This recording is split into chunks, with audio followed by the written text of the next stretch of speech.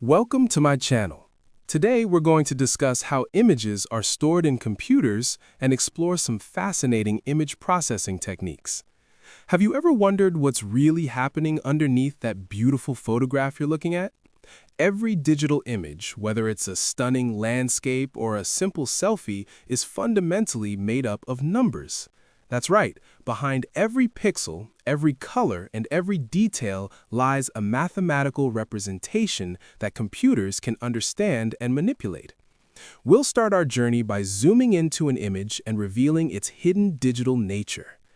As we look at this photograph of the Eiffel Tower, we might see beautiful architecture and a scenic view. But when we zoom in closer and closer, something interesting happens. The smooth, continuous image starts to break apart into tiny squares called pixels. These pixels are the building blocks of every digital image, and each one contains specific numerical values that define its color. By the end of today's video, you'll understand exactly how these numbers work together to create the images we see every day, and you'll learn some powerful techniques to manipulate them. Now let's dive deeper and understand the fundamental building block of every digital image, the pixel. The word pixel is actually short for picture element, and it represents the smallest unit of a digital image that can be displayed or manipulated. Think of it like a tiny colored tile in a mosaic. When you have millions of these tiles arranged together, they form the complete picture we see. Each pixel is a single point of color, and when we zoom into our image grid, we can highlight any individual pixel and examine exactly what makes it up. Here's where it gets interesting. Every pixel contains three numerical values, one for red, one for green, and one for blue.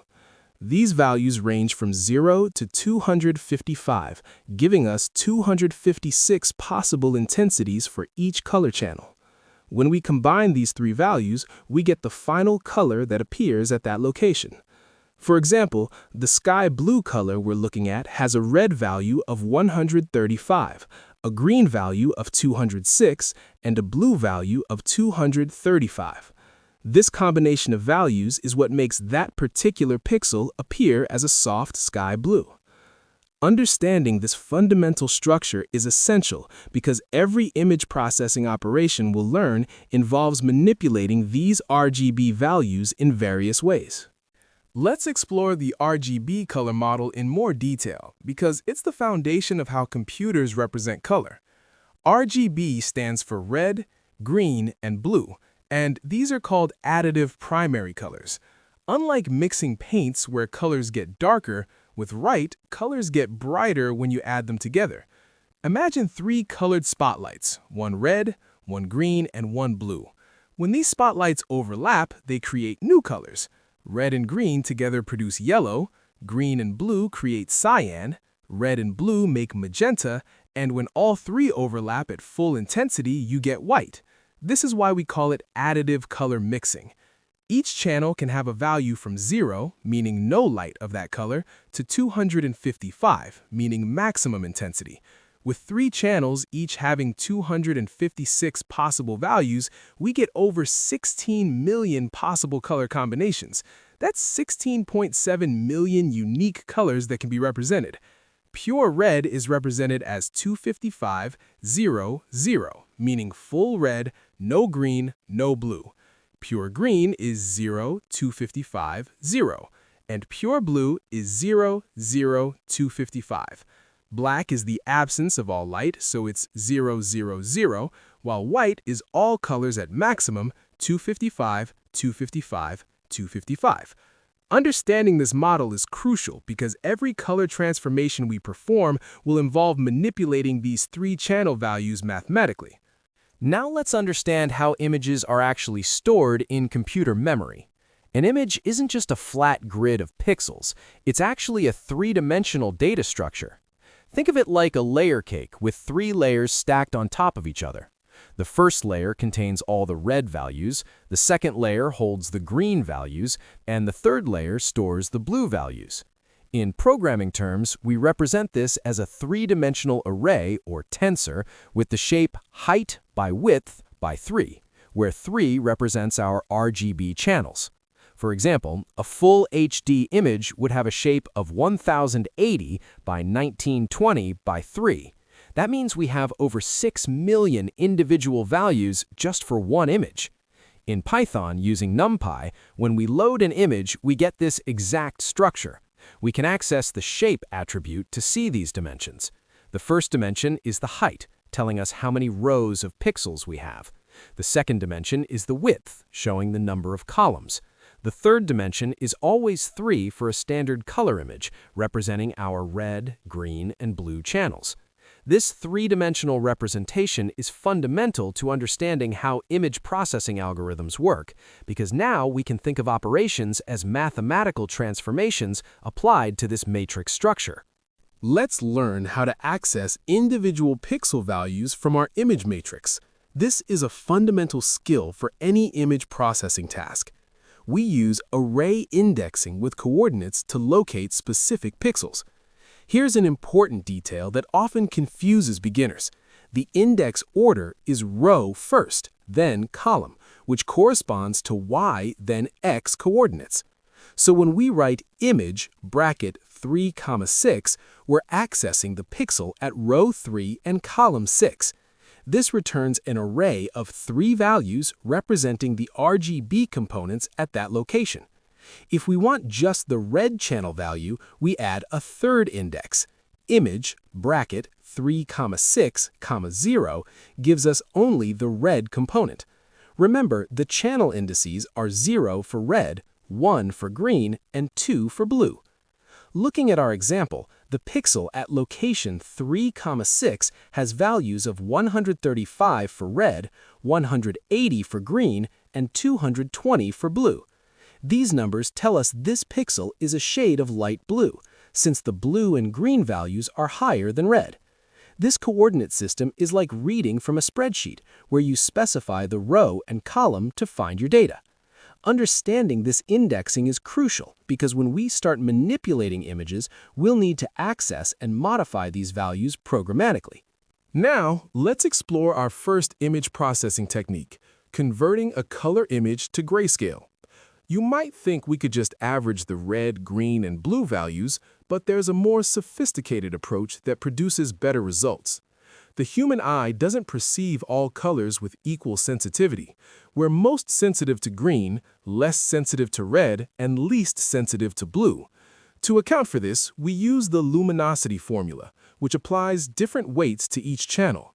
The formula is gray equals 0.299 times red plus 0.587 times green plus 0.114 times blue. Notice how green has the highest weight at almost 59%, red is about 30%, and blue is only around 11%. This weighted average mimics how our eyes actually perceive brightness. When we apply this formula to our color image, we get a grayscale result that looks natural and preserves the perceived brightness relationships between colors. A bright yellow and a less bright blue that appear equally vivid in color will correctly appear at different brightness levels in grayscale. This technique is widely used in photography, medical imaging, and as a pre-processing step in many computer vision algorithms where color information isn't needed. Let's look at brightness adjustment, which is one of the simplest yet most useful image transformations. The concept is straightforward. We add or subtract a constant value to every pixel in the image. If we add a positive value, say plus 50, to all pixels, the entire image becomes brighter. Every dark pixel becomes lighter, and every light pixel becomes even lighter. Conversely, if we subtract a value, like minus 50, the image becomes darker overall. Think of it like a dimmer switch for the entire image. The mathematical operation is simply new pixel equals old pixel plus the brightness value. There's an important consideration here called clipping. Since pixel values can only range from 0 to 255, if adding brightness would push a value above 255, we clip it to 255. Similarly, if subtracting would push a value below 0, we clip it to 0. We can visualize this using histograms.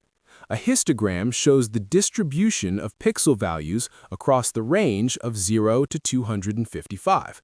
When we increase brightness, the entire histogram shifts to the right toward higher values.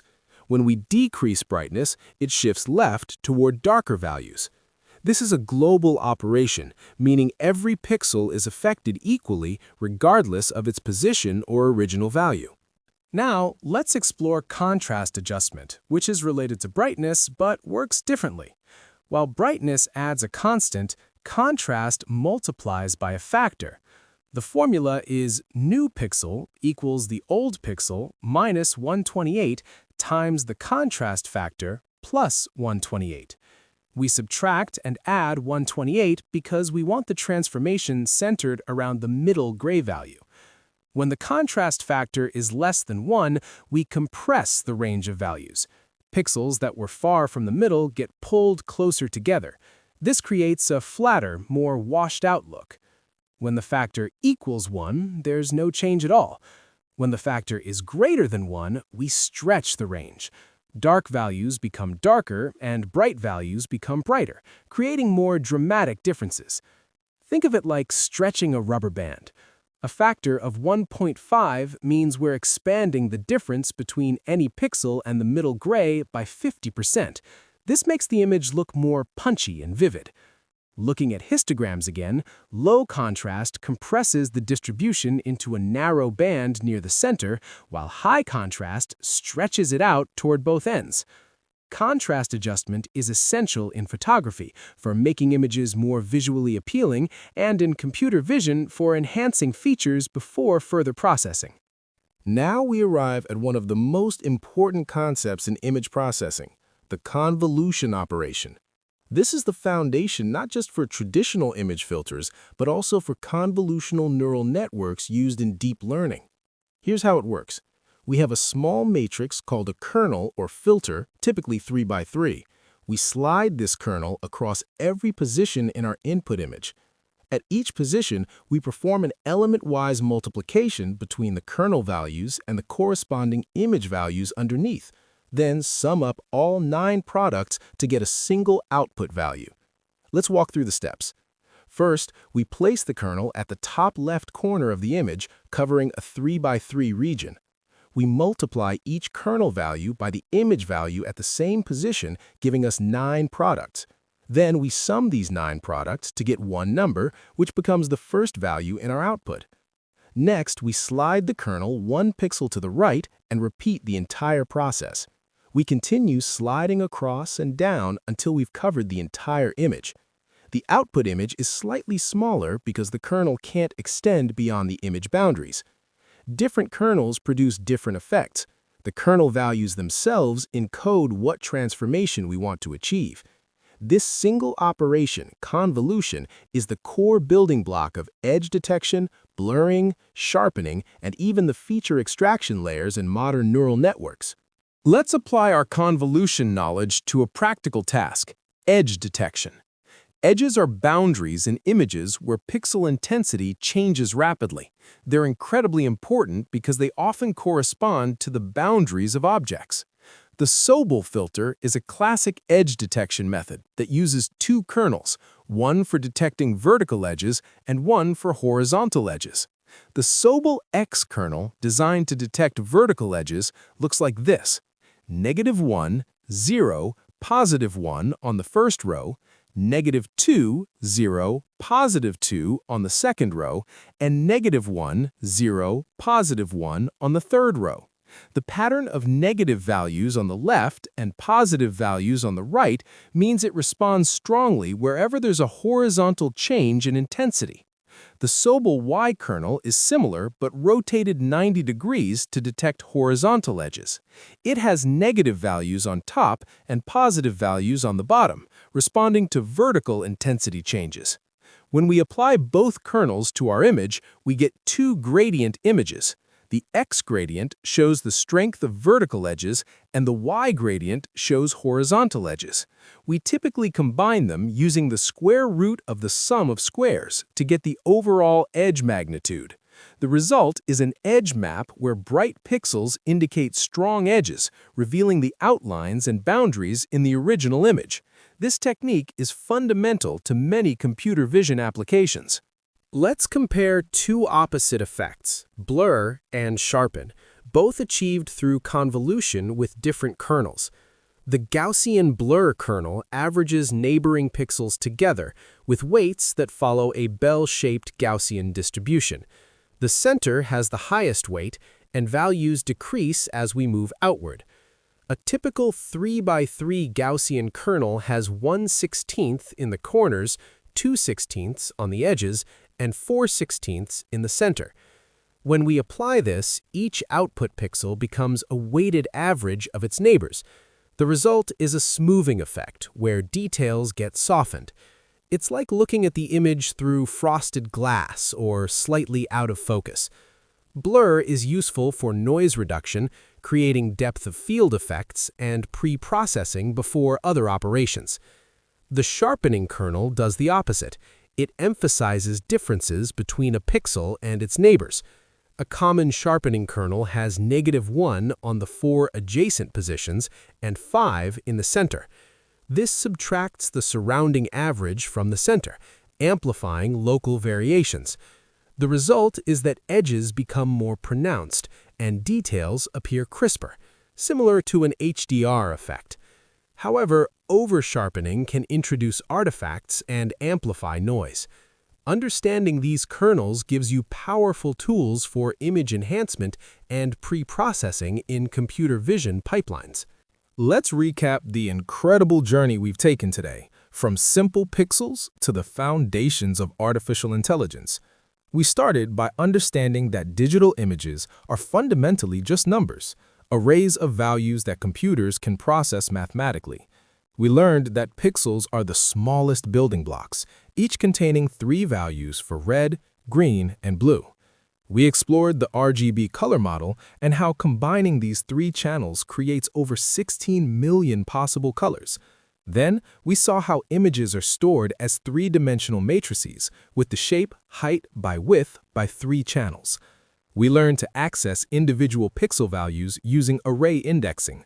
We covered essential transformations, including Grayscale Conversion using the luminosity formula, brightness adjustment through addition, and contrast adjustment through multiplication.